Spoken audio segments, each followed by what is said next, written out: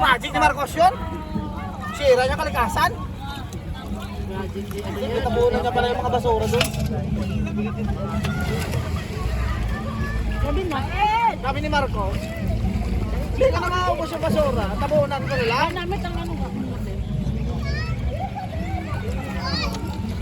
Okay.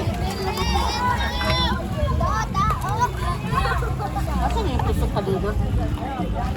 Nakatutok.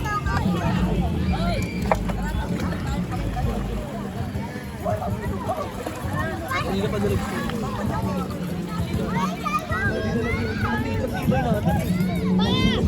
Tibay ng grupo natin. Matindi. Hindi mga baka tayo naglalaro eh.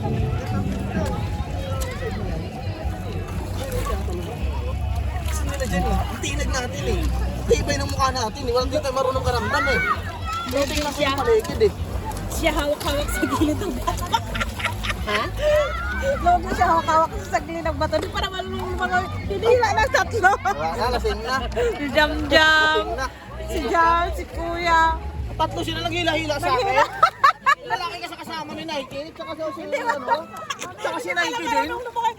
Tatlo sila oh. Yung aso na mga ulan oh.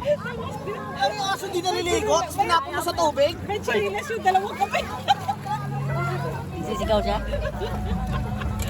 Takot yan? O kasi parang pakiramdam ko parang kakainin ako ng tubig eh. Ikaw makahinga. Ikaw nga mapasabi na tayong struggle is real. Doon naman sa ano ha? Saan naman sa Surigao? Yung binababatang namin na din yung iniinom namin, binababatang namin sa tubig yung malamig. Nagugas yung pagdating, sumasakit yung mga paan niya. Ako? Grabe na ang ugat ko dito, di ba? Ang ugat ko kunti lang, ngayon ang dami ba? Ako mo uwi sa bahay nila. Ano yun na? Kakatayo? Kakatayo yan. Yan ako eh, gusto ako eh. Sabi ako eh. Sabi ako, straight jote, straight jote.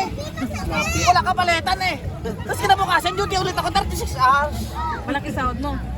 700. Tanong mo. 700 times 3. Ay, saklap. Masakit. Pero kung